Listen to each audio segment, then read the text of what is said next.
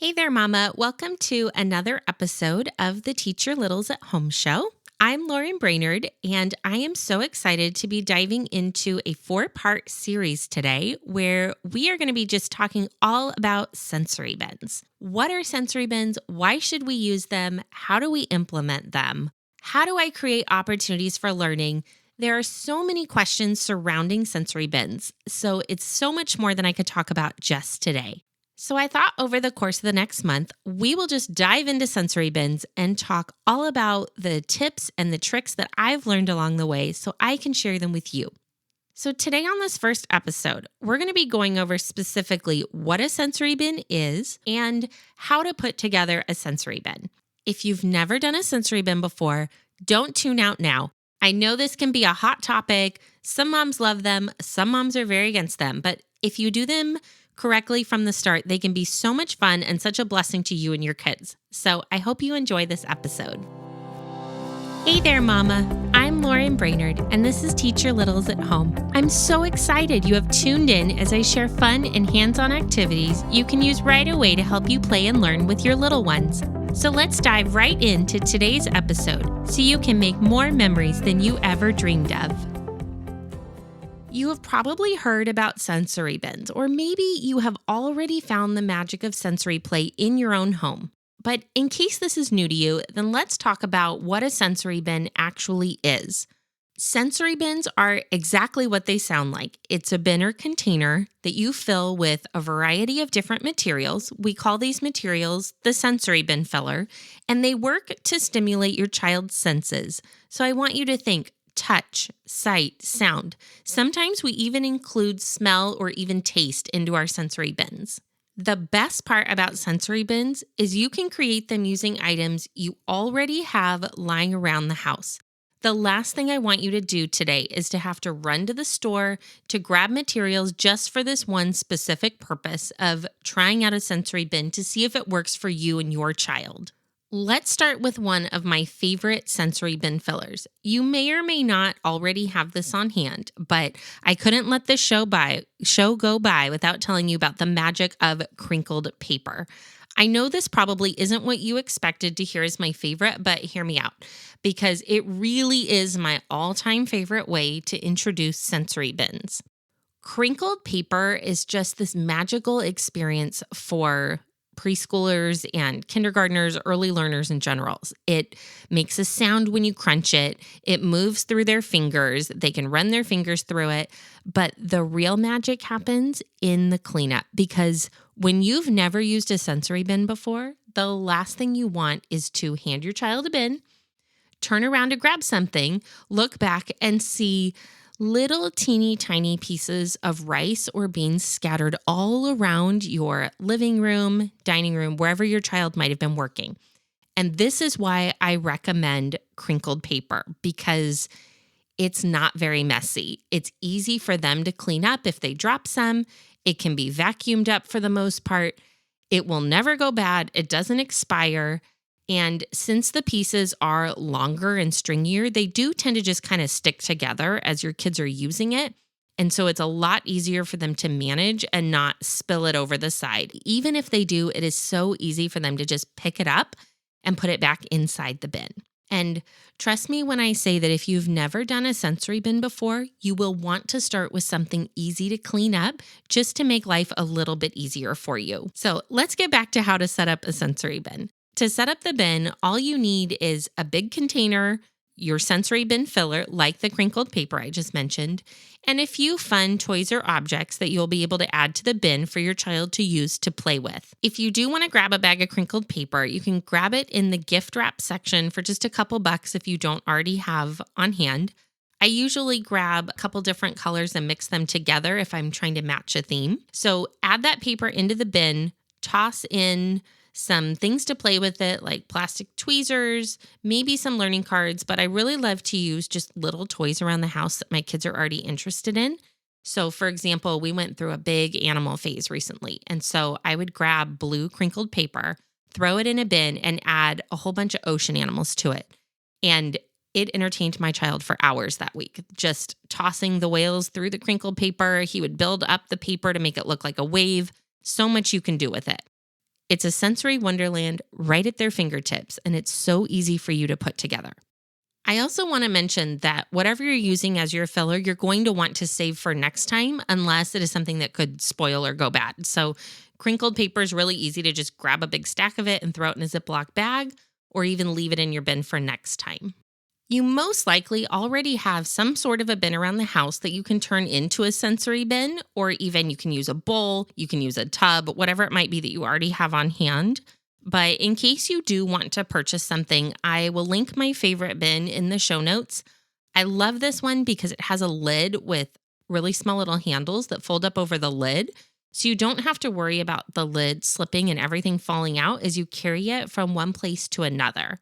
Plus, I love to bring my little ones with me as I'm grabbing things so they can use their helping hands to go take everything, and I don't have to make as many trips back and forth. So it's great for them. They're independent and they get to help, and they love that. And it also helps me. So these bins, I feel comfortable having them carried because I don't have to worry about it splitting open and everything going everywhere before we even get started. So if you want to take a look at those, just grab the link in the show notes and you can take a look at it through there. They're also great because they stack. So I only have like a 1 foot tall stack of bins with like 3 or 4 just ready to go all the time. And these make it real easy to just hide away in the garage. So we talked about a sensory bin filler you can use and the bin to put it in, but we need to talk about how to prepare both yourself and your children on how to use a sensory bin. Now, I know this is easier said than done. I am definitely a mom that is a little bit of a control freak at times. So I'm probably saying this more to myself than to you, but try not to worry too much about the mess. Just set the expectations when you first give your child the bin that all materials that are in the bin need to stay in the bin. If you see things start to get a little wild, just remind your child to keep all the materials inside the bin. Now, of course, 2, 3, 4, 5-year-olds, for the most part, will do this, but some are going to test you. And I learned early on with my kids that the day that they decide I'm going to try to throw this handful of rice on the ground just to see what mom will do meant that that was the end of our sensory bin for that day. When I brought it back out the next day, we didn't have these problems anymore. So don't be afraid to set boundaries, set rules with your children, and let them know how to use the bin and follow through on those rules, because you will set yourself up for the rest of their childhood of success if you do this right starting on day 1.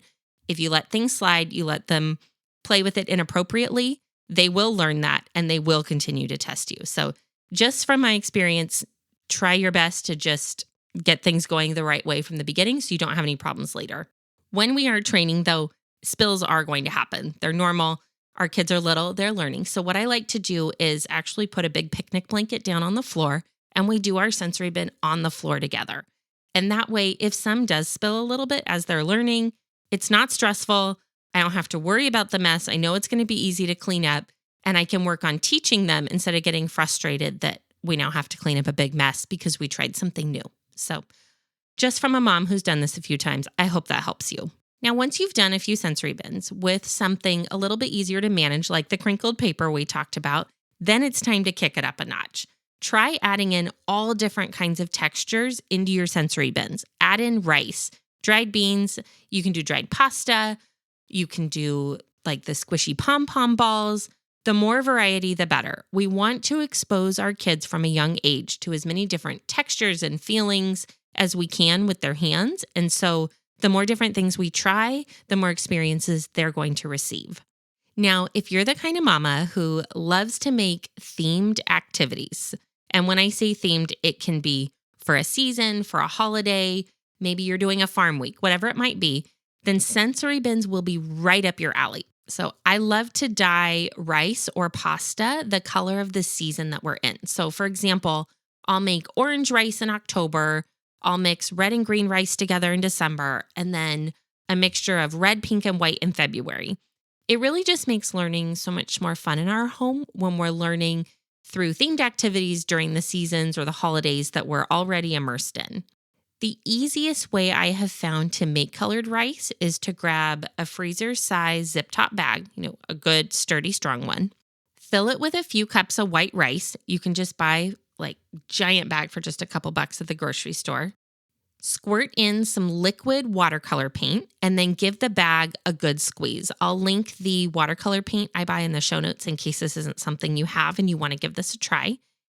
So you add the rice, you add your liquid watercolor paint, and then give the bag a good squeeze. Definitely get your kids involved here because they will love doing the squeezing, and it's so good for their fine motor skill development to help with that process of combining the rice and the paint within that bag. Once you have everything really evenly distributed and you can see the paint has pretty evenly scattered on the rice, you're going to want to grab a sheet pan and cover it with plastic food wrap. So I do this because it makes this completely mess-free when I go to clean it up, and I don't have to worry about paint mixing with food later on a sheet pan or anything like that. So then just dump the rice onto that plastic food wrap. The plastic food wrap will cling to the tray, so it'll be really easy to shake it out and get a nice even layer of that rice. And then let it dry for probably about 12 hours. Pick it up using that plastic food wrap. It makes a really nice little cylinder you can use to just pour it back into a Ziploc bag or whatever storage container or bag you might be using. You can do the exact same thing with pasta. I just grab liquid washable paint. I'll link that in the show notes as well for you, and squirt some in the bag, mix it around on the pasta, let it dry. Same exact process. So once you have your bin and you have filled it with fillers, I love to add lots of materials to use along with the bin. Go into your kitchen drawer, you know the one that's filled with tons of extra things that you don't use very often. Grab measuring cups, measuring spoons, plastic tweezers, bowls, a whisk, basically anything your kids can use to engage in play. This is really fun when you're making dinner, especially if you're making something like pasta, because you can throw all that dried pasta that you have ready to go into a bin and just add a bunch of similar materials that your kids are going to see you using anyway in the kitchen. They'll feel like they're making dinner right along with you, and it's so much fun. I'll usually give them a little pot next to their sensory bin. They can use measuring cups to scoop the pasta in, stir it with the whisk, all the same things they're going to already see you doing in the kitchen, but then they feel like they're making dinner right along with you. In a coming episode, I will be talking about how to incorporate more learning activities into your sensory bin. But for now, I want to encourage you just to allow play to happen without putting any extra learning materials into the bin. In the future, once your kids are very familiar with sensory bins, you can add in alphabet letter cards, number cards, counting cards, puzzle pieces, you name it. You can take so many of the skills you are already teaching your children and turn them into sensory bins. Since the sensory bin appeals to our children's eyes, ears, and hands, again, their taste, their smell, sometimes, there really is no better tool to use with young children to get them excited about learning. So next time you're looking for a fun and engaging activity to do with your little ones, why not give sensory bins a try? Just don't be afraid to get creative. Use what you have and watch as your kiddos' imaginations just soar. If you decide to try out a sensory bin, I would love for you to share a photo of your bin in our free Teach Your Littles at Home Facebook community. You can join the group using the link in the show notes. It's a great place, just come together as moms. It's very positive, where we share lots of ideas that we're doing at home, teaching our little ones right from the comfort of our own home or the great outdoors. So thanks for tuning in to another episode of Teach Your Littles at Home. I hope I was able to share a few tips to help you dive into the world of sensory bins. If you like listening to my mommy, will you please leave her a review? Before you head off to plan the next activity, would you mind leaving me a quick review on Apple Podcasts? I hope this episode has left you feeling empowered to try something new with your kids this week. And if so, would you please hit the share button and share this episode with another one of your mama friends who also wants to create activities with her little ones. Have a wonderful rest of your day playing and making memories with your little ones.